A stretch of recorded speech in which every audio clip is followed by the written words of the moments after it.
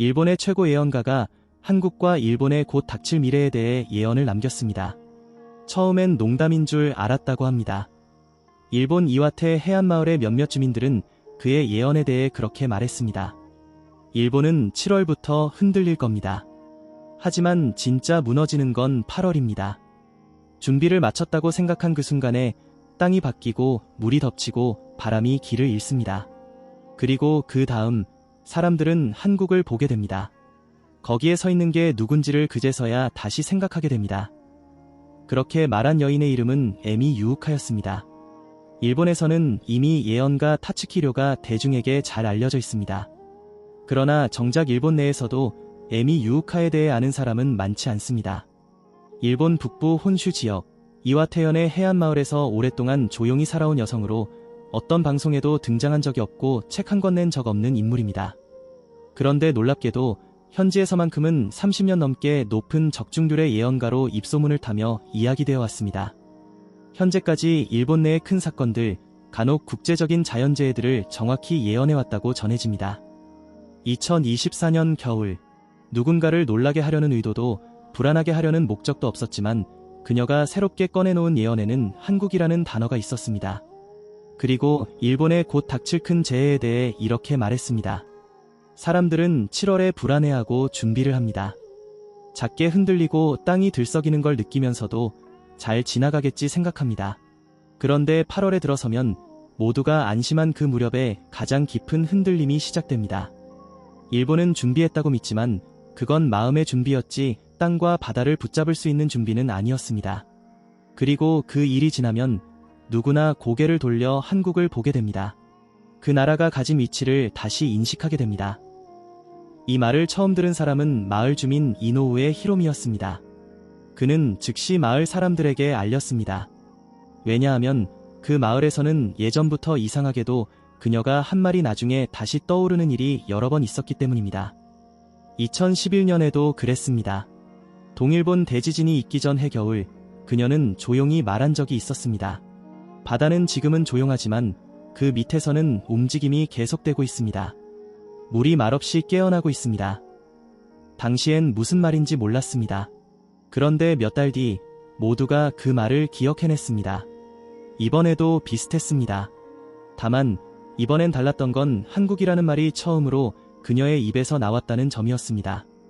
그녀는 이름도 없고 명함도 없고 종교도 단체도 없이 그저 자신이 보는 것을 이야기하는 사람이었습니다. 하지만 이번엔 마치 무언가를 처음으로 말해야겠다는 듯 더 구체적인 시간과 방향을 언급했습니다. 땅이 흔들리고 나서야 사람들이 고개를 돌릴 것이라는 말, 그 대상이 한국이라는 점은 사람들에게 생경한 충격이었습니다. 한국은 예언 속에서 어떤 특별한 나라로 그려지진 않았습니다. 다만 사람들이 다시 보게 되는 나라, 무너지지 않은 곳으로 남아있는 나라, 그래서 방향을 잃은 사람들이 시선을 두게 되는 곳, 그렇게 묘사되었을 뿐이었습니다. 조용히 지켜보자는 사람들이 생겼고 그 예언의 시기인 2025년 여름이 가까워지면서 그 말이 다시 입에서 입으로 흘러가기 시작했습니다. 그 사람 다시 말을 했대요. 여름에 무언가 있다고요. 일본만의 일이 아니래요. 그렇게 말이 돌았습니다. 그리고 사람들은 비로소 그 다음 이야기를 듣기 시작했습니다. 에미 유우카는 예언이라는 단어를 직접 입에 올린 적이 없었습니다. 그녀는 그저 보고 들은 것을 말했을 뿐이라고 했고 말끝마다 그건 내 생각이 아닙니다. 라는 말을 덧붙이곤 했습니다. 그런데도 사람들은 그녀의 말을 예언이라고 불렀습니다. 특히 이번에는 시기가 분명히 적혀 있었고 여름이라는 계절 그리고 7월과 8월이라는 숫자가 들어있었으며 그녀 특유의 애매한 표현이 아니라는 점에서 더 주목을 받게 됐습니다. 첫 번째 예언은 바로 일본이 겪게 될 큰 자연의 움직임에 관한 것이었습니다. 그녀는 이렇게 말했습니다. 작은 흔들림은 7월부터 시작됩니다. 사람들이 눈치채긴 하지만 예전에도 이런 일은 있었지 하면서 무심히 지나갑니다.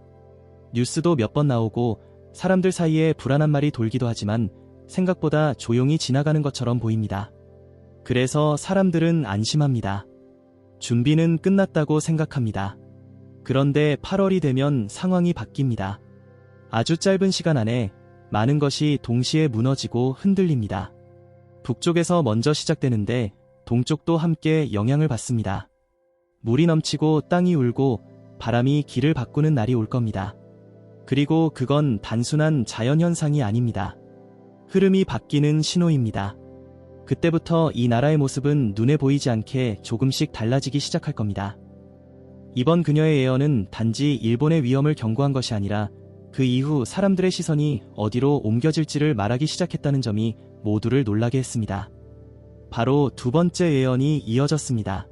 그녀는 조용히 고개를 들고 앞을 바라보며 말했습니다. 흔들림이 지나고 나면 사람들은 질문을 던지게 됩니다. 이제 어떻게 해야 하느냐고, 무엇을 기준으로 삼아야 하느냐고. 그때 한국을 바라봅니다. 그리고 그게 시작이 됩니다. 일본은 혼자 일어서려 애쓰지만 예전과는 다릅니다. 필요한 것이 많아지고 부족한 것이 많아집니다. 그러면 결국 가까운 곳을 찾게 됩니다. 한국은 그때 여러 나라의 시선 안에 들어가 있습니다. 이유는 단순합니다. 피해가 적고 연결이 끊기지 않으며 안정적으로 움직일 수 있는 곳이기 때문입니다. 그래서 사람들이 거기에 기대기 시작합니다. 자연스럽게 도움을 구하고 협력을 이야기하게 됩니다. 그렇게 서로 오가다 보면 방향이 하나로 모이기 시작합니다. 이 말 속에는 어떤 과장도 없었습니다. 그녀는 한국을 특별한 나라라고 말하지 않았고 뛰어나다고도 말하지 않았습니다. 그저 그 상황 속에서 사람들의 시선이 그리로 향하게 될 것이며 피해가 적고 연결이 유지된 나라가 거기였다는 점을 담담하게 설명했을 뿐이었습니다. 그리고 그 시점이 바로 2025년이라는 말도 덧붙였습니다. 8월의 흔들림이 지나고 나면 상황은 조용히 달라지고 그때부터 다른 나라들의 흐름이 달라지며 그 중심에 한국이 들어가게 된다는 설명이었습니다. 2025년 7월, 그리고 8월, 그 두 달 사이에 어떤 일이 벌어질지 그들이 지금은 알 수 없었지만 적어도 그 시기를 지나간 다음에는 무엇을 돌아봐야 할지를 조금은 알게 된 듯했습니다. 이제 남은 것은 그녀가 말한 나머지 두 개의 예언입니다. 하나는 훨씬 더 먼 시간을 이야기하고 있었고 다른 하나는 그보다 더 조심스러운 경고였습니다.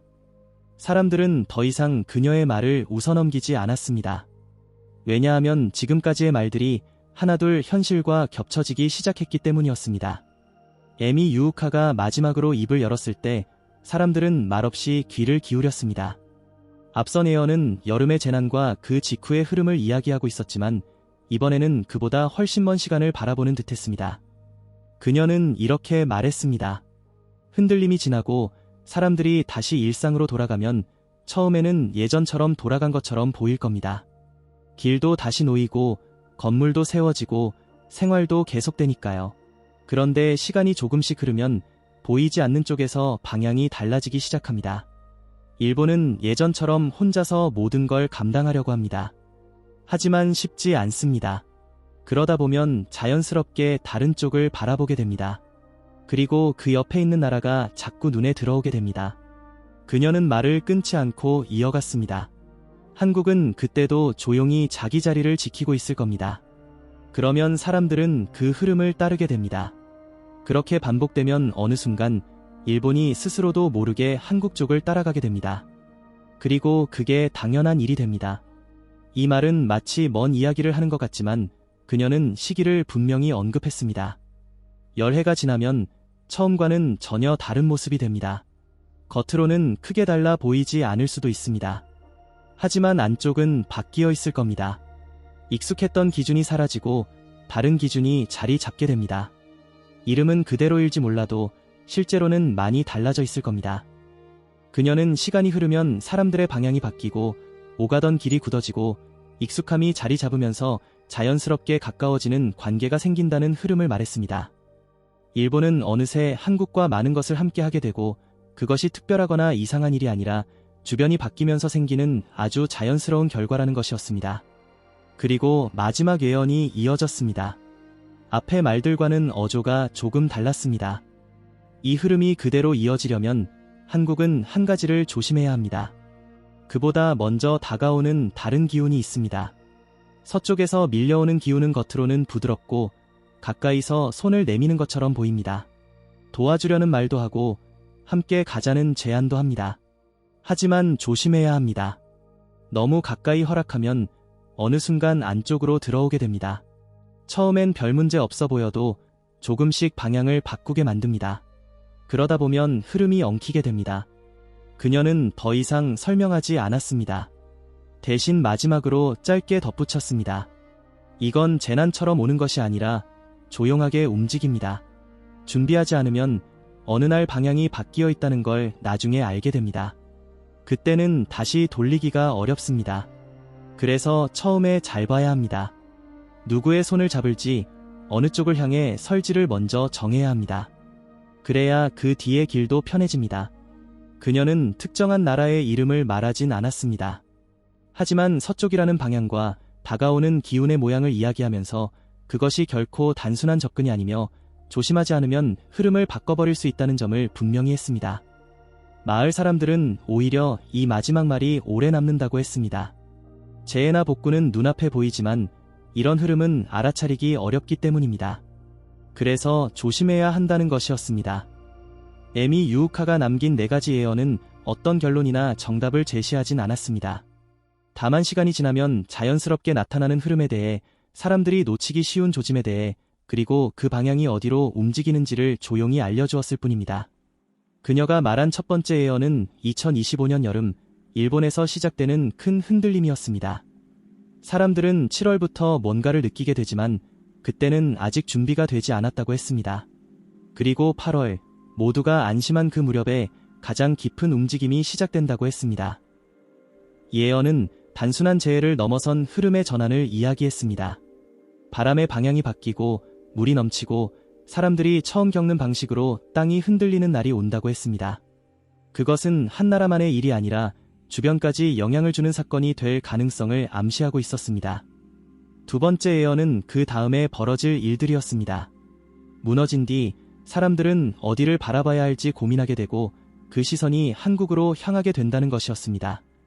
한국은 그 안에서 스스로를 부각시키는 것이 아니라 비교적 흔들리지 않은 구조와 연결된 상태를 유지하고 있기 때문에 자연스럽게 주목받게 된다고 했습니다. 사람들은 가까운 곳에서 도움을 찾게 되고 그 방향이 결국 한국으로 향할 수밖에 없는 상황이 만들어진다는 말이었습니다.